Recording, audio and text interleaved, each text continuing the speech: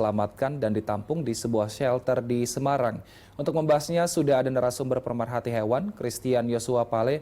Selamat siang Mas Christian, ini bagaimana saat ini kondisi ratusan ekor anjing yang berhasil diselamatkan? Apakah semuanya dalam keadaan sehat, Mas? Puji Tuhan, alhamdulillah saat ini mulai berangsur sehat. Sebelumnya mereka tuh banyak mengalami mencret atau diare itu karena mungkin pada saat di tempat penampungan penjagalan itu mereka makanannya tidak sehat. Tapi alhamdulillah mereka sudah di penampungan saat ini kami memberikan dog food dari merek Nice pet food bahkan khusus seperti dan sekarang mereka berangsur-angsur kotoran mereka itu bagus. Tetapi masih banyak banget anabul anjing ini yang mengalami dehidrasi, mengalami malnutrisi parah, bahkan masih ada beberapa yang harus dioperasi karena leher mereka itu sudah banyak yang luka lebar adalah terjerat dengan tali tambang.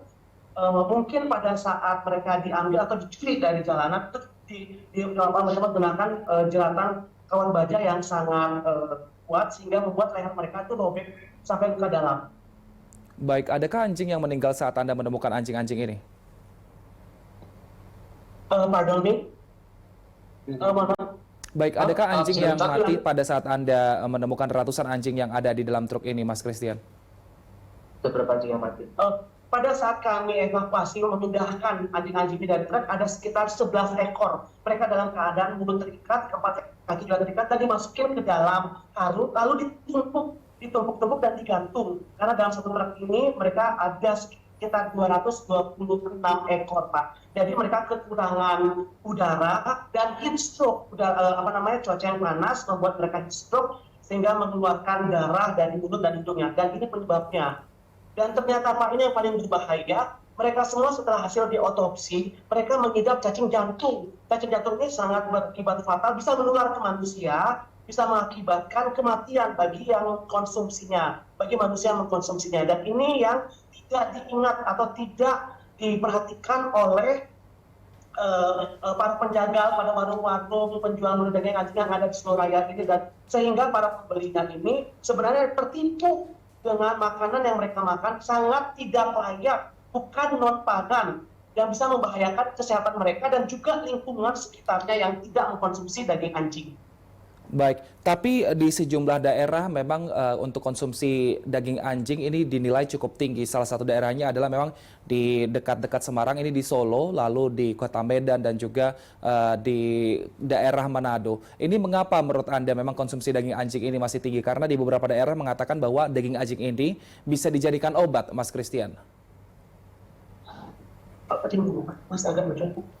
Baik, mengapa menurut Anda konsumsi daging anjing ini masih tinggi di Indonesia? Apakah memang karena benar daging anjing ini masih bisa dijadikan obat oleh warga?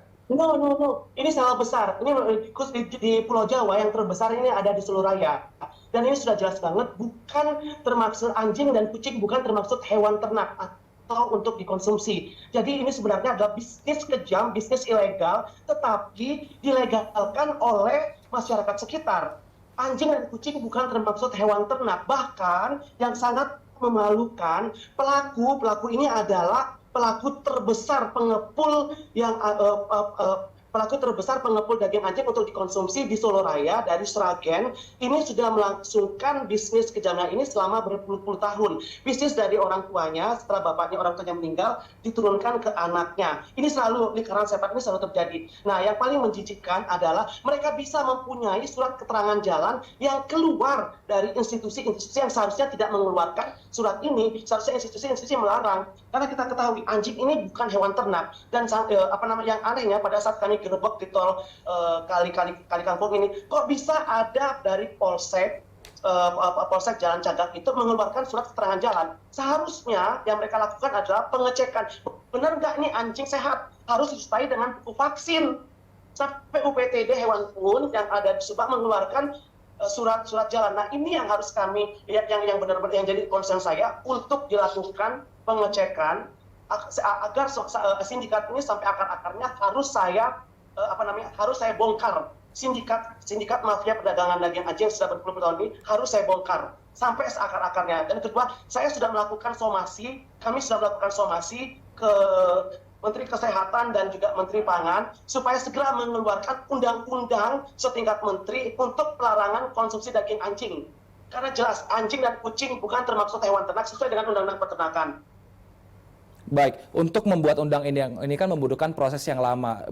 Yang cepat adalah untuk membentuk peraturan daerah di daerah masing-masing. Di Jakarta sudah.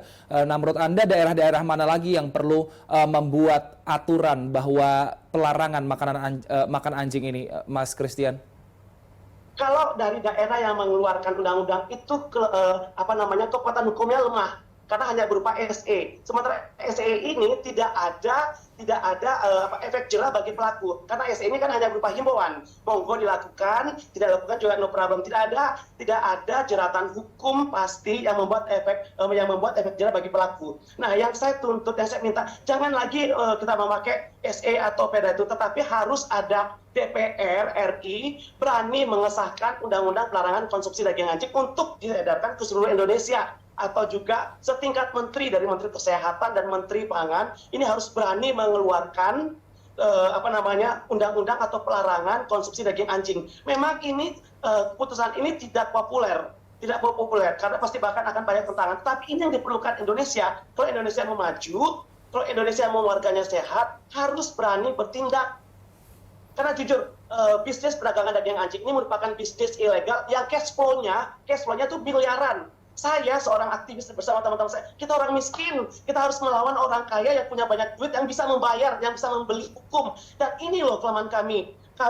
Wajah saya sudah mereka sebarkan melalui WhatsApp. Bahkan saya mendapat ancaman pembunuhan pada saat saya pertama kali melakukan investigasi. Jadi tolong banget pemerintah harus benar-benar mengeluarkan undang-undang yang pasti, undang-undang yang mengikat, bukan sekedar SE atau Perda. Baik, kita harapkan semoga hal ini tidak terulang kembali dan juga pemerintah menanggapi hal ini dengan serius. Terima kasih pemerhati hewan telah bergabung bersama kami di Berita Satu Siang, Christian Yosua Pale. Selamat beraktivitas kembali.